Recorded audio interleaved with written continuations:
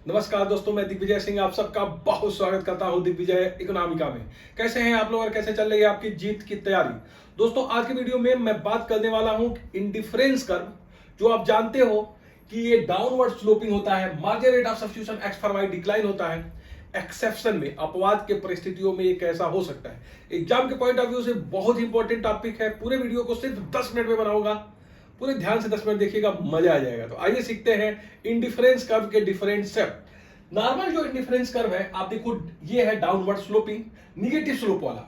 Indifference curve commodity Y commodity X के ऐसे combination को रिप्रेजेंट करता है जिसके प्रत्येक बिंदु पे जो कंज्यूमर है उसको इक्वल सेटिस्फेक्शन प्राप्त होता है। इसका मतलब अगर मैं यहां पे बिंदु लेता हूं ए, बी और सी, तो आप देखोगे कि ए के ऊपर अगर यूटिलिटी यू के बराबर है, बी के बराबर भी यूटिलिटी यू के बराबर ही होगी और सी के बराबर भी यूटिलिटी यू के बराबर होगी। इसका मतलब ए बी सी तीनों पॉइंट कंज्यूमर के लिए बिल्कुल समान होंगे। इनके चुनाव में वो इनडिफरेंस हो जाएगा, उसका वो पसंद कौन सा करे इसमें वो तटस्थ हो जाए। इसीलिए इसको तटस्थता वक्र भी कहते हैं, इनडिफरेंस कर्व कहते हैं। मतलब ये जितने भी पॉइंट हैं, जितने भी इंडिफरेंस कर्व पे जितने भी आप पॉइंट ले लो, चाहे आप जितने भी बिंदु हैं, हजारों बिंदु ले लो, प्रत्येक बिंदु दिखाएगा कि प्रत्येक पॉइंट पे जो उपभोक्ता है वो न्यूट्रल है, क्योंकि प्रत्येक बिंदु पे मिलने वाली उपयोगिता बराबर है। इसीलिए देखो, जो सेटिस्फेक्शन बराबर है, इसीलिए हम बोलते हैं कि marginal rate of substitution X for Y,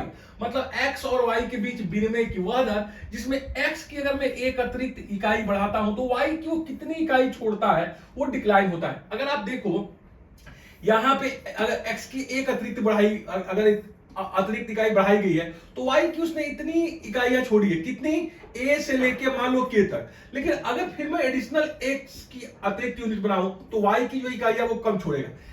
अब आप समझ रहे हो कि marginal rate of substitution decline होगा और ये नॉर्मल और अधिमान वक्र है। लेकिन इसके क्या अपवाद हो सकते हैं, इसी के ऊपर आज पूरा वीडियो बेस है। तो ध्यान से सुनिए, एग्जाम के पॉइंट ऑफ व्यू से ये आपके लिए बहुत इंपॉर्टेंट है। सबसे पहला जो एक्सेप्शन है, अपवाद है इंडिफरेंस कर्व का, वो है बैड और गुड। अगर आपको दो चीजों में चुनाव करनी है और एक अच्छा है और एक बुरा है, तो फिर इंडिफरेंस कर्व का जो साइज है, शेप है, वो किस तरीके से होगा, ये कई बार एग्जाम में पूछा जा चुका है। अब देखो, जब मैं कहता हूं कि एक जो एक्स एक्सिस पे जो हम ले रहे हैं कम्युनिटी को है बैड। बैड का मतलब क्या हो सकता है? बैड का मतलब बीमारी हो सकती है, बैड का मतलब रिस्क हो सकता है, बैड का मतलब पॉल्यूशन हो सकता है। ये तमाम ऐसी चीजें जो आप नहीं चाहते हो, जिसको आप बिल्कुल लेना एक्सेप्ट नहीं करना चाहते हो, दैट इज बैड। बैड का मतलब कुछ ऐसी फीलिंग जो आप बिल्कुल पसंद नहीं करते हो। लाइक एग्जांपल, पॉल्यूशन आप चाहते हो कि बिल्कुल ना हो, मेरे घर के सामने किसी तरह की गंदगी ना फैले। आप चाहते हो कि रिस्क ना हो, आप चाहते हो मैं बीमार ना। अब गुड क्या हो सकता है? गुड तो कुछ भी हो सकता है। मेरे पास मोबाइल फोन ज्यादा बढ़ते जाए, मेरे पास कपड़े ज्यादा होते जाए, मेरे पास जूता ज्यादा है, मेरे पास अच्छे अच्छे पार्कर पेन होते जाए। ये तमाम गुड के एग्जाम्पल है, अच्छे के एग्जाम्पल है। मतलब एक है बुरा और दूसरा है अच्छा। अगर अच्छा और बुरे के बीच अगर आपको चुनाव करना है तो फिर इंडिफरेंस कर्व कैसा होगा, अनधिमान वक्र कैसा होगा, इसको आप यहां से देखते हैं। हमने यहां पे दोस्तों एक्स एक्स पे ले लिया है बैड को और वाई एक्स पे ले लिया है अच्छे को। अब यहां पे मैंने पॉल्यूशन लिया हुआ, प्रदूषण, जो आप बिल्कुल नहीं चाहते हो। आप बिल्कुल नहीं चाहते हो कि नॉइज पॉल्यूशन हो, आप बिल्कुल नहीं चाहते हो आपके पास जो है किसी भी तरह का पॉल्यूशन हो, चाहे जो है वाटर पॉल्यूशन हो, एयर पॉल्यूशन, किसी भी पॉल्यूशन को आप चाहते हो कि ना हो। और यहाँ पे एक अच्छा चीज, लाइक एग्जांपल ब्रांडेड कपड़े, जो आप चाहते हो मेरे पास ज्यादा से ज्यादा हो, मैं रोज कपड़े बदल के जाऊं। अगर ऐसे में इंडिफरेंस खींचा जाए तो देखो, यहाँ पे जो IC1 है वो आप देखोगे अपवर्ड स्लोपिंग है, मतलब ऊपर उठता हुआ है। या फिर दूसरा मैं कहूं, इसके लिए ज्यादा सही शब्द होगा पॉजिटिव स्लोपिंग। पॉजिटिव स्लोपिंग है, या फिर मैं कहता हूं इसको अपवर्ड स्लोपिंग। दोनों ही सही शब्द है। या मैं पॉजिटिव स्लोपिंग कहूं, धनात्मक ढाल वाला कहूं। एक्चुअली आपने पिछले बार देखा कि जो इंडिफरेंस कर्व क्या होता है, डाउनवर्ड स्लोपिंग, मतलब ऋणात्मक। इसका जो स्लोप अगर निकालोगे तो स्लोप हमेशा जो है delta Y by delta X जब आप निकालोगे तो ये निगेटिव होगा। लेकिन यहां पे आप देखोगे, जब तुम इसका स्लोप निकालोगे तो ये पॉजिटिव होगा, अपवर्ड स्लोपिंग होगा। ऐसा क्यों है? क्योंकि इंडिफरेंस कर्व उन पॉइंट को बताता है जिसके प्रत्येक बिंदु पे आप जो है इक्वल सेटिस्फेक्शन को लगते हो। Like example A B C, अगर मैं यहां तीन बिंदु ले लूं तो ये तीनों भी बिंदु दिखाएगा कि हमारा जो है संतुष्टि ए पे, बी पे, सी पे बराबर है। इसका मतलब अगर मैं यहां पे पॉल्यूशन बढ़ाता हूं, जो कि मुझे बिल्कुल पसंद नहीं है, तो इसके लिए जरूरी है कि मैं ज्यादा कपड़े इसको मैं बढ़ाऊं ताकि मेरी सेटिस्फेक्शन उसी पे बनी रहे। इसका मतलब अगर पॉल्यूशन बढ़ रहा है तो मुझे इसमें क्या हो रही है, इससे प्रॉब्लम हो रही है, मेरी उपयोगिता में कमी आ रही है। इस उपयोगिता में कमी को कंपनसेट करने के लिए मैं बोलूंगा पापा से कि मेरे पास ज्यादा कपड़े खरीदो, मेरे लिए ज्यादा जूते खरीद लो, मेरे लिए ज्यादा मोबाइल फोन ले लो, मेरे लिए ज्यादा डेटा ले लो। तो आप देख रहे हो कि ए से अगर मैं बी पे गया तो मैंने क्या हुआ, कपड़े की ज्यादा इकाइयां खरीदा। इसका मतलब अगर मैं एक अतिरिक्त इकाई और बढ़ाऊं पॉल्यूशन की, तो मुझे और भी ज्यादा यहां पे कपड़े की आवश्यकता होगी, क्योंकि अच्छा चीज है। इसका मतलब दोस्तों कि जब मुझे बुरे और अच्छे के बीच, अगर आपको बैड और गुड के बीच इंडिफरेंस कर्व को से पूछा जाए कैसा होगा, तो ये जो नॉर्मल इंडिफरेंस कर्व होता है, जो डाउनवर्ड स्लोपिंग होता है, ऋणात्मक ढाल वाला है, ऐसा नहीं होगा, बल्कि ये अपवर्ड स्लोपिंग होगा, ऊपर उठते हुए ढाल का होगा। और अगर आप इंडिफरेंस कर्व का मैप बनाओगे तो ये इस तरीके का कुछ आपको मैप मिलेगा, और सारे के सारे इंडिफरेंस कर्व अलग अलग सेटिस्फेक्शन के लेवल को दिखाएंगे, और ये दिखाएगा कि जितना आप ऊपर की तरफ जाओगे आपका सेटिस्फेक्शन बढ़ता जाएगा। अब देखो यहां भी एक चीज आपको समझ में आ रही है कि नॉर्मल इंडिफरेंस मैप की जब मैं बात करता हूं तो इंडिफरेंस मैप ऐसे बनता है, और ये जितना आप ऊपर चले जाते हो आपकी जो है यूटिलिटी बढ़ती जाती है। लेकिन ये जो इंडिफरेंस मैप होगा, आप देखो लेफ्टवर्ड जाएगा, ये डाउनवर्ड, ये जो है राइटवर्ड शिफ्ट नहीं होगा। इंडिफरेंस कर्व का मैप ऐसा। This is the most important question, ये पूछा जा सकता है आपसे, यूजीसी नेट एग्जाम में पूछा जा सकता है, इंडियन इकोनॉमिक सर्विसेज में पूछा जाता है। तो इस चीज को बिल्कुल ध्यान से समझना है आपको। तो मैं सोचता हूं और समझता हूं कि आपको बहुत अच्छे से ये कॉन्सेप्ट क्लियर हो गया। अब देखिए एक सवाल और भी कई बार पूछा गया है, वो है रिस्क एंड रिटर्न्स। यहां पे देखिए दो चीजें हैं। जब पोर्टफोलियो एडजस्टमेंट की बात होती है, लाइक एग्जांपल आप शेयर मार्केट में इन्वेस्टमेंट करते हो, तो जिस शेयर में जितना ज्यादा रिस्क होता है उसमें रिटर्न्स भी उतना होता है। तो जहां पे रिस्क ज्यादा है वहां पे रिटर्न्स भी ज्यादा है। अगर इन दोनों के बीच में आपको इंडिफरेंस कर्व खींचना है, क्योंकि कई बार एग्जाम में पूछा जा चुका है, तो आप क्या पसंद करते हो? आप सिर्फ पसंद करते हो रिटर्न्स, मतलब मैं शेयर में 1 लाख रुपया लगाऊं और ये 3 महीने के अंदर मैं चाहता हूं 2 लाख रुपए में बदल जाए, ये तो मैं बहुत पसंद करता हूं। लेकिन ये मैं बिल्कुल नहीं चाहता हूं कि 1 लाख रुपया लगाऊं और ये बिटकॉइन की तरह से 10,000 रुपए में हो जाए, तो मैं ये रिस्क नहीं पसंद करता हूं। अगर रिस्क और रिटर्न्स के बीच अगर आपको इंडिफरेंस कर्व खींचना है, तो नो डाउट रिस्क से आप बचना चाहते हैं, इसका मतलब ये बुरा है, मतलब बैड है। तो सेम वही क्वेश्चन है जो पिछला बता रहा था, इसमें रिटर्न्स है, अच्छा है, गुड है, अच्छा है। मैं हमेशा चाहता हूं कि रिटर्न में क्या ज्यादा से ज्यादा मुझे मिले, और मैं चाहता हूं कि रिस्क मेरा कम हो जाए। इसका भी इंडिफरेंस कर्व सेम वही बनेगा जो कि अच्छे और बुरे के बीच में बन रहा था। इसका मतलब ये भी अपवर्ड स्लोपिंग होगा, ऊपर उठते हुए ढाल का होगा, पॉजिटिव स्लोपिंग होगा, और इसका जो इंडिफरेंस कर्व का आप मैप बनाओगे वो भी इसी तरीके से बनेगा। इसका मतलब यहाँ पे IC1 होगा, यहाँ पे IC2 होगा, यहाँ पे IC3 होगा, यहाँ पे IC4 होगा। इस तरीके से इसका मैप जाएगा, लेफ्टवर्ड शिफ्ट करेगा, और प्रत्येक बिंदु पे जो उपयोगिता बराबर होगी। कहने का मतलब यही है, सेम वही चीज कि अगर मेरे पास रिस्क बढ़ेगा तो मैं चाहूंगा कि यहां से जो मुझे रिटर्न्स मिल रहा है वो ज्यादा मिले। तो आप देखिए यहां पे मैंने रिस्क बढ़ाया, और रिस्क बढ़ाने से इसको घटा नहीं रहा हूं बल्कि मैं इसको बढ़ा रहा हूं।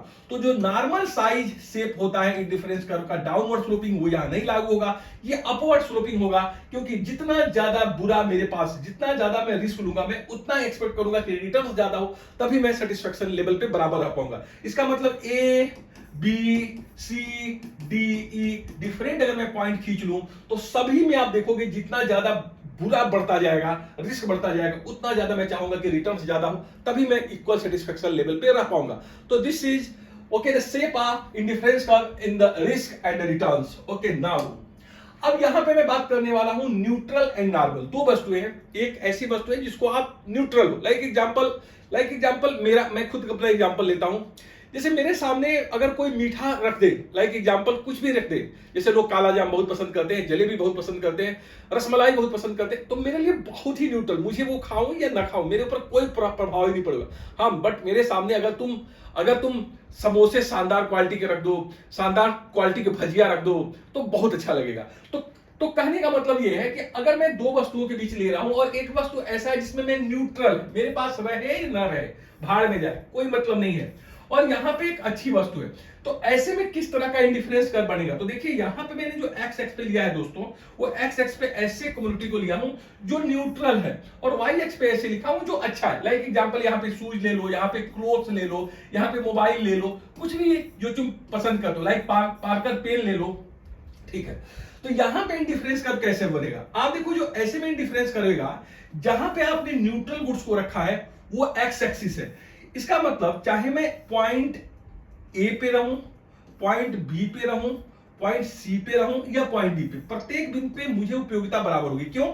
क्योंकि यहां पे देखो जो हमारी गुड है, वाई है, इसकी जो है मात्रा स्थिर है, वो नहीं बदल रही है। लेकिन जो ए बी सी डी में यहां से जब जाता हूं तो ऐसी वस्तु जो न्यूट्रल है, जो मेरे पास ज्यादा हो या कम हो, मेरे ऊपर कोई प्रभाव ही नहीं पड़ता है। इसका मतलब जो उपयोगिता यहां पे मैं खींच लूं, जैसे मान लो यहां पे ले लिया ए बी सी डी, तो यहां पे भी उपयोगिता यू के बराबर है, यहां भी यू के बराबर है, यहां भी यू के बराबर है, यहां मतलब कोई चेंज ही नहीं हो रहा है। वस्तु तो बढ़ रही है न्यूट्रल, जिसके प्रति मेरे प्रति कोई उसके रहने या न होने से फर्क नहीं पड़ता। लाइक एग्जांपल, जैसे कुछ लोगों के लिए तुम जी जान देते हो, बट एक समय के बाद वो रहे न रहे आपके ऊपर कोई प्रभाव नहीं पड़ता है, छोड़ के चली जाए चला जाए कोई प्रभाव नहीं पड़ता है। वही चीज है यहां पे जो है, अगर उस न्यूट्रल कम्युनिटी की जिसे आप बिल्कुल जिसके प्रति न्यूट्रल हो, जो रहे तो भी वही, न रहे तो भी वही, तो ए बी सी डी अगर मैं इसकी मात्रा बढ़ाऊं न्यूट्रल का, तो मेरे ऊपर उपयोगिता में कोई बढ़ोतरी नहीं होगी। तो देन ऐसे में इंडिफरेंस कर्व क्या होगा, वो एक्स एक्सिस के हॉरिजॉन्टल हो जाएगा। इसी तरीके IC2 क्या होगा, इसके ऊपर हो जाएगा, IC3 ऊपर हो जाएगा। लेकिन चाहे किसी भी बिंदु को ले लो, यहाँ पे सब पे उपयोगिता यू के बराबर होगी, कांस्टेंट होगी, क्योंकि यहाँ पे ऐसी वस्तु की मात्रा इधर जाने पे राइट वर्ड बढ़ रही है जो कि न्यूट्रल है, और वो ज्यादा होने से मेरे लिए उपयोगी नहीं है। तो देन अगर न्यूट्रल का मतलब है तटस्थ वस्तु है और सामान्य वस्तु है, इसमें इंडिफरेंस कर्व खींचा जाए तो तटस्थ की तरह ये हॉरिजॉन्टल हो जाएगा। अगर इसी तटस्थ को मैं यहां पे ले लूं वाई एक्सिस पे और एक्स पे मैं नॉर्मल ले लूं, तो फिर इंडिफरेंस कर्व कैसा होगा? ये देखो, indifference curve IC1, IC2, IC3 और IC4 होगा। क्यों? क्योंकि देखो एक्स कम्युनिटी यहां पे कांस्टेंट है, लेकिन अगर मैं वाई को बढ़ाता चलू जाऊं तो इसके ऊपर कहीं भी चला जाऊं, चाहे ए पे, चाहे बी पे, चाहे सी पे या डी पे, उपयोगिता वही बनी रहेगी। क्योंकि ये मैं मेरे पास रहे और ना रहे, मेरे ऊपर कोई प्रभाव ही नहीं पड़ता। ये मेरे लिए रसगुल्ले के बराबर है कि जो मेरे पास रहे ना रहे मुझे कोई फर्क नहीं पड़ता। तुम 1 रखो 10 रखो, मेरी उपयोगिता बढ़ेगी नहीं। लेकिन यहां पे जो है मैंने रखा हुआ है, यहां पे रखा है भजिया, जो कि मेरे लिए बहुत उपयोगी है, तो इसके बढ़ने से उपयोगिता बढ़ती है, इसके बढ़ने से नहीं। देन ये क्या हो जाएगा, वाई एक्स पे क्या हो जाएगा, ये वर्टिकल हो जाएगा। तो कई बार आपने पढ़ा होगा कि इंडिफरेंस कर्व डाउनवर्ड स्लोपिंग होता है, ये कभी भी एक्स एक्स के हॉरिजॉन्टल नहीं होगा, वाई एक्स के वर्टिकल नहीं होगा, लेकिन होगा दोस्त, होगा, पक्का होगा। अगर ऐसे वस्तुओं के बीच में चुनाव करना है जो कि न्यूट्रल हो और सामान्य हो, तो ऐसे में जो है आपका इंडिफरेंस कर्व एक्स एक्स के हॉरिजॉन्टल भी होगा, वाई एक्स के भी हॉरिजॉन्टल हो सकता है, मतलब एक्स एक्स के ऊपर वर्टिकल भी हो सकता है। अब आपको ये बहुत अच्छे से कॉन्सेप्ट क्लियर होगा कि क्या क्या चीजें हैं और इंडिफरेंस कर्व का शेप कैसे होगा। अब देखिए, परफेक्ट सब्स्टिट्यूट, अगर वस्तु में पूर्ण प्रतिस्थानापन्न हो, पूर्ण प्रतिस्थानापन्न का मतलब दोनों वस्तुएं एक दूसरे को रिप्लेस कर देती है। लाइक एग्जांपल, मुझे एक पेन चाहिए, अब मुझे तुम ब्लू पेन दे दो या रेड पेन दे दो, दोनों मेरे लिए उतने ही बराबर उपयोगिता। लाइक एग्जांपल, कुछ लोगों के लिए चाय और कॉफी, मेरे लिए तो चाय ज्यादा इंपॉर्टेंट है, चाय भी मैं बहुत कम पीता हूं, बट फिर भी अगर चाय और कॉफी के बीच में बिल्कुल परफेक्ट सब्स्टिट्यूट है, मुझे चाय पिला दो, कॉफी डज नॉट मैटर, एक ही बराबर मुझे उपयोगिता देती है। तो आप समझ रहे हैं ना कि अगर आपकी दो वस्तुएं जो आपके लिए बिल्कुल बराबर उपयोगिता दे रही हैं, परफेक्ट सब्स्टिट्यूट है, like example red pen and blue pen, और पार्कर ही है, दोनों पार्कर है, उसमें ब्रांड मत बदलिएगा, तो ऐसे में ये परफेक्ट सब्स्टिट्यूट की एग्जांपल होती है। लाइक एग्जांपल, यहां पे मैंने रेड पेन ले लिया और ये भी पार्कर है, और यहां पर मैंने ले लिया ब्लू पेन और ये भी पार्कर है, और ये एक दूसरे से बिल्कुल सब्स्टिट्यूट कर सकती है। ऐसे में जो इंडिफरेंस कर्व होगा दोस्तों, ये देखिए कैसे होगा, लीनियर होगा और डाउनवर्ड स्लोपिंग होगा। इसमें जो marginal rate of substitution X बार वाई है वो कांस्टेंट होगा। इसका मतलब इसका जो इंडिफरेंस कर्व का आप स्लोप निकालोगे तो प्रत्येक बिंदु पे स्थिर होगा, ढाल इसका स्थिर होगा। अगर मैं यहां पे स्लोप निकालता हूं तो delta Y by delta X, delta Y by delta X, delta Y by delta X, हर जगह delta Y by delta X बराबर होगा, delta Y by delta X बराबर होगा, डेल्टा वाई बाई डेल्टा। इसका मतलब जो marginal rate of substitution X for Y है, एक्स की एक अतिरिक्त इकाई बढ़ाने के लिए जो वाई की छोड़ी गई मात्रा है वो बराबर है। इसका मतलब एक्स की एक अतिरिक्त इकाई बढ़ाने के लिए वाई की छोड़ी गई मात्रा वो एकदम बराबर है, और एवरी पॉइंट पे आपको बराबर यूटिलिटी मिल रही है। ऐसे में जो इंडिफरेंस कर्व होगा ये क्या होगा, लीनियर होगा। ऐसे में जो ढाल होगा इसका कांस्टेंट होगा, जो मार्जिनल रेट सब्स्टिट्यूशन है वो कांस्टेंट होगा, और ये इस तरीके से लीनियर बनेगा। और आप देख सकते हो ये है किस तरह का आपका इंडिफरेंस कर्व है, जो कि लीनियर है, डाउनवर्ड स्लोपिंग है, और जो marginal rate of substitution constant है, इसके स्लोप भी स्थिर। अब देखिए, दो वस्तुएं हैं जो परफेक्ट कंप्लीमेंट्री है। कंप्लीमेंट्री का मतलब होता है ना, जैसे दो दोस्त हैं, जिसे बोलते हैं ना कि इसके बिना वो अधूरा और इसके बिना ये अधूरा, मतलब एक के बिना दूसरे का काम ही नहीं चलेगा। लाइक एग्जांपल, पेन है और रिफिल ना हो तो फिर काम नहीं चलेगा। या फिर सोचो मेरे पास एक पेन है और 4 रिफिल है तो भी काम नहीं चलेगा। एक टाइप राइटर है और टाइप करने वाले टाइप मशीन जो है सिर्फ एक है, कोई काम नहीं करेगा। आप समझ रहे हो कि नहीं? मतलब यहां 2 चाहिए, मतलब 4 अगर आपके पास कंप्यूटर है तो 4 टाइप करने वाले चाहिए तभी तो चलेगा। ऐसे ही समझो 4 अगर पेन है तो 4 इसकी रिफिल भी चाहिए तभी ये चलेगा। ऐसे ही देखो, right shoes and left shoes the best example of the perfect complementary. मतलब तुम्हारे पास क्या होता है ना, कई बार क्या होता है कि तुम्हारे पास जो आप चले जाते हो कई बार मेले में और एक जूता का जो है खो जाता है सेकंड वाला पार्ट, तो कोई मतलब नहीं है। वो अगर तुम्हारे पास लेफ्ट शूज 4 हो और राइट 1 हो तो कोई मतलब नहीं है। जितने राइट हो उतने ही लेफ्ट हो तभी काम चलेगा। ऐसे वस्तुओं को हम बोलते हैं परफेक्ट कॉम्प्लीमेंट्री। पूर्ण जो है पूरक, पूर्णतया पूरक। अब पूर्णतया पूरक वस्तु में किस तरीका का होगा इंडिफरेंस कर्व? इसका इंडिफरेंस कर्व देखो ऐसे होगा। क्यों? अगर सोचो कि जो लेफ्ट शूज है मेरे पास, वो लेफ्ट शूज मान लो कि 2 है। अगर मैं राइट शूज की संख्या बढ़ा के 2 से यहां पे 4 करूं, 4 से 6 करूं, 6 से 8 करूं, तो क्या इसके ऊपर मेरी उपयोगिता बढ़ेगी? उत्तर नहीं बढ़ेगी, क्योंकि अगर मेरे पास 2 लेफ्ट शूज है तो 2 राइट शूज होने चाहिए तभी ये काम करेगा। चाहे तुम 4 राइट शूज लो, 6 लो, 8 लो, कोई इसके ऊपर असर नहीं पड़ेगा। तो ऐसे में जो इंडिफरेंस कर्व होगा ये दोस्तों एल शेप का होता है, एल शेप का हो जाता है, जैसे कि यहां पे दिखाया गया है। एल शेप का मतलब कैसे है कि अगर राइट शूज 2 है और ये मैं संख्या लेफ्ट की बढ़ा दूं तो भी उपयोगिता स्थिर रहेगी। तो इस चीज को ध्यान रखिएगा। इसका बेस्ट जो आंसर हो सकता है वो एल शेप हो सकता है। दूसरा आंसर ये हो सकता है कि ये पॉइंट हो सकता है, पॉइंट। ऐसे में इंडिफरेंस का एक पॉइंट, क्यों? इस पॉइंट पे क्या है इंडिफरेंस कर पे 2 शूज और 2 लेफ्ट शूज, यहां पे क्या है 4 राइट शूज 4। तो देखो इसके 2 आंसर होते हैं। जब ये पूछा जाएगा परफेक्ट कॉम्प्लीमेंट्री, मतलब पूर्णतया पूरक, पूर्णतः पूरक वस्तुओं के समय में इंडिफरेंस कर्व या तो एल शेप होगा दोस्तों, ध्यान से समझिए, या फिर ये सिर्फ और सिर्फ पॉइंट होगा, सिर्फ और सिर्फ पॉइंट होगा, बिंदु होगा। और मुझसे पूछोगे तो मेरे लिए ज्यादा बेहतर आंसर है point comparison to L shape. L shape भी सही है बट सबसे बेस्ट है पॉइंट। एक पॉइंट होगा, इंडिफरेंस कर्व इसी एक बिंदु पे होगा जहां दोनों का मिलन हो रहा है और जहां से तुम आगे की तरफ इधर जा रहे हो तो तुम्हारा जो है यूटिलिटी बढ़ रही है। अगर ऐसे में marginal rate of substitution x for y निकालोगे तो फिर क्या होगा? थोड़ा सा सोचने वाली बात है कि अगर तुमसे कोई पूछे कि marginal rate of substitution x for y निकालो, अगर मैं marginal rate of substitution x for y निकालूं और मैं a बिंदु से b बिंदु की तरफ निकालूं, इस पे इंडिफरेंस का L साइड का है, मैं यहां पे निकालूं तो क्या होगा? ये होगा delta y by delta x। और चूंकि यहां पे डेल्टा वाई क्या है? डेल्टा वाई का मतलब है वाई में चेंज, तो वाई में चेंज तो कुछ हो नहीं रहा है, वो है 0। और एक्स में आप चेंज कर रहे हो 2 से 4, 4 से 6, 6 से 8, तो ये मान लो डेल्टा एक्स पॉजिटिव है। इसका मतलब मार्जिनल रेट ऑफ सब्स्टिट्यूशन इस बिंदु पे क्या हो जाएगा? 0 हो जाएगा यहां पे। लेकिन जो ही तुम ऊपर की तरफ जाओ और यहां पे तुम मार्जिनल रेट ऑफ सब्स्टिट्यूशन निकालो तो यहां पे marginal rate of substitution x for y delta y by delta x हो जाएगा। अब डेल्टा y यहां पॉजिटिव है, 2 से 4, 4 से 6 हो रहा है, तो इसका मतलब डेल्टा y पॉजिटिव है और डेल्टा x ये 0 है। इसका मतलब अब हो जाएगा इनफाइनाइट। इसका मतलब जब भी हम कंप्लीमेंट्री वस्तुओं के बीच मार्जिनल रेट ऑफ सब्स्टिट्यूशन अगर आपके एग्जाम में पूछा जाए तो थोड़ा सा सावधान हो जाइएगा। अगर ऐसा है आपका और यहां पे मैं बोल रहा हूं कि ये सिचुएशन है परफेक्ट कंप्लीमेंट्री की, तो यहां पे अगर तुम marginal rate of substitution x for y निकालोगे, this will be delta y by delta x, delta y equal to 0, delta x positive है देन 0। यहां पे अगर तुमसे marginal rate of substitution x for y निकाला जाए तो delta y by delta x, delta y है पॉजिटिव और डेल्टा x है 0, दिस विल बी इनफाइनाइट। ये भी क्वेश्चन आपसे पूछा जा सकता है। कैसा लगा आज का वीडियो? से 10 मिनट में हमने पूरा प्रयास किया है कि आपको मजा आ जाए।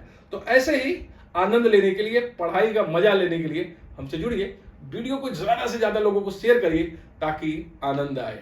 पढ़ने में परम आनंद है, पढ़ाई से ज्यादा आनंद कुछ होता ही नहीं है। मतलब सोचो ना, जिस दिन मैं 6 घंटा पढ़ता हूँ पूरा दिन अच्छा रहता है, जिस दिन नहीं पढ़ता हूँ 2-4 दिन मन ही उदास हो जाता है। चलो अच्छा करें, आओ कुछ बड़ा करें, कुछ करके दिखाओ, कुछ बन के दिखाओ। Thank you for watching Digvijay economic. God bless you dear friends.